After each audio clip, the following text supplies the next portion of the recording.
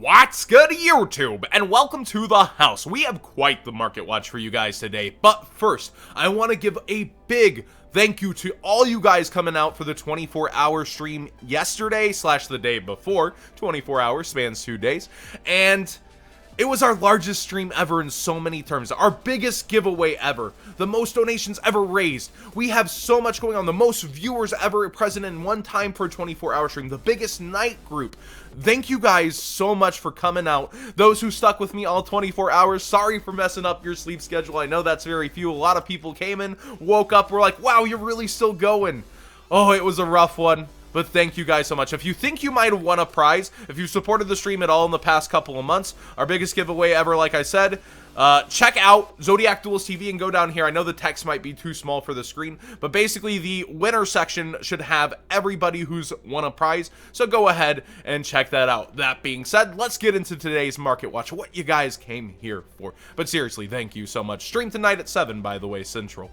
The elephant in the room, Ash Blossom and Joyous Spring. The moment we saw this was short printed in the set, about 10 per case of a $720 product, I knew it would be the chase card, but it's so hard to believe, right? A super rare taking over a set like this. We look at sets like the Secret Forces Hidden Arsenal. Can you imagine a super rare being the most expensive? Well, here's reality, and it's Ash Blossom and Joyous Spring. Now, people are asking me if they should get it now, and I just don't see hand traps being shoved in the legendary decks. Stranger things have happened, and we did see it with a similar kind of line of thought from Konami with the Mirror Forces, but I just don't see hand traps like these being shoved into the legendary deck. So I think it's relatively safe to get yours. I don't think it'll fall much below 20, even with an unlimited run of Shadows in Valhalla, if that's coming, because I don't see that run selling like crazy. You can still get boxes under $60, and that's the crazy thing. You're almost going to get one of these out of most boxes. So there's $30 back, and then you pull an Alistair, you're almost back to money. It's just insane, actually, the value of Ash Blossom versus sealed product. It's insane. So to me, I don't know either that the price will last because, you know, 10 boxes out of a case having this, 3 playsets, 3 playsets, 3 playsets. Just think about that for a bit. Out of a case, even with that short print, I don't know that with one thing's got to give. Either the product starts selling more or Ash Blossom's price ends up giving. I just don't get it. Maybe this product is undesirable to open up, as we see 45 boxes from Prodigy Games not budging at the $54 mark. It's a little concerning. So maybe people just aren't ripping it open because they want nothing but Ash Blossom, and that's also inflating the price. On eBay, we do see one copy at $23.50 before we hit the marks of $27, $29. Just so few copies on eBay, 10 results. So to me, it seems like there is an abundance of the product and just an unwillingness to maybe open it on up because the price is just right there. So one or the other is going to give in the future. That's my take on it. Let me know what you guys think about it. Do you think it's gonna drop back down towards 20, or do you think the product's just not gonna get ripped open and it's gonna sit there? I feel like if the product's not opened, Ash goes up, eventually it gets ripped open, right? And there's a coolant to the price, even without an unlimited run. You got a chance. Just 17 days left to get your first edition House of Champs t-shirt. I'm not probably going to use this pink design unless it's a breast cancer fundraiser again. And on the back, that "What's Good YouTube" in classic with that little first edition sign. So be sure to pick yours up today. Link should be down below. Next up, we have GlowUp Bulb. Interestingly, the secret rare from Legendary Collection is hitting $21. Now, GlowUp Bulb, you know, when Needle Fibers announced, had its initial buyout, but it seems we're getting a little baby bump in it. Again, we see $10 here for the ultra rare versus a lower market price. Every single market price is actually just lower than the actual cost of what GlowUp Bulb seems to be, besides the common from our newest structure deck. So there is a budget version available for you, but a lot of people just don't want to be stuck on that pleb common status. I'm willing to grind it out. Anytime I'm willing to play, I'm not going to be ashamed to play a common. I'm going to feel good about it. But yeah, if you're flexing, you're feeling good, you want a holo, it's going to cost you. And the secret rare version is $20 on eBay as well. So what's happening here? Well, Earth Tuners make Nat Beast pretty well, I hear. It is a plan. It's one for oneable. It's got a lot of potential. I just don't know that it's worth it to be spending on secondary copies like this? If you remember, Foolish Burial Goods had a real big spike for the secret rare, and it's actually stabilized higher than I thought. You see market price 11 here. It's stabilized, and it's actually still above market price here at $13.50. We go to eBay, you still have the $11 copies, so it's not like it's fallen back towards $6 to $9, and it's not going to anytime soon. But it's just so interesting to see these secondary holo prints, the considered lower rarity, where, you know, you have the Foolish Turbo barrier, I just put that terribly, didn't I? The Turbo Pack Foolish Burial Super Rare, where it's considered the highest rarity and it's up towards 50, and you see these secondary holos following. Well, you have the, I guess, secret being considered above the ultra and not the ultimate. It's still in that second place slot, and I'm just not a big fan of going for those unless the aesthetic just fits my deck so well and I have to match things. And I don't think that's what's driving this here. I think people are just looking at things. They're able to spout reasons like Naturia Beast, Needle Fiber, and those kinds of things, and they're kind of staring at it and just going with it. But if you think there's a more solid reason, yes, I would never underestimate GlowUp Bulb. Think it's an amazing card, but with that dollar common newly available from one of our most recent structure decks, what do you guys think about the inflate and these secondary holo prices, the not max rarity prices? I think that's just a bit too much of inflation. Let's talk turkey. Let's talk Megatins for a bit. I said that I felt like Elemental Hero Solid Soldier is the best promo to get and keep out of the tins, and it is holding the highest price out of all the promos at $1.50. Now, this is terrible for promos compared to years past. I'm actually a really big fan of these promos. I really like them. Yes, it's no Needle Fiber Cherubini. I get that, but we already got screwed on Brains Pack. We can't expect it just to be shoved in the Megatins and shoved every opportunity we get.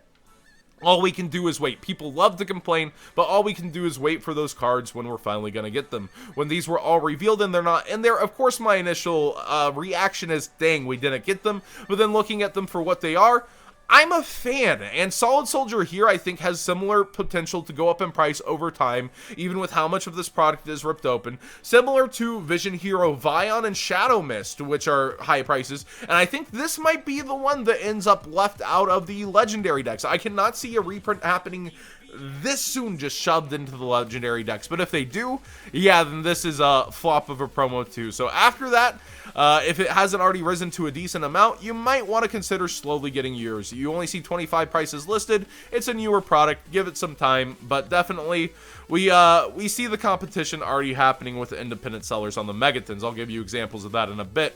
Evenly Matched is starting to creep back up already, and even with everybody clashing on this, this is the card that instantly, if you got vendor prices on the Megatins, so 1080 a 10, 12 a 10, this is getting you back about to the price of 2 10s when you're able to pull it, and that's the chase product of the set for you. Then Borreload holding similarly $21. We see Yu-Gi-Oh singles coming in lowering it, and then on eBay the lowest with JRB Jobber. Hey, that is a good name to have there.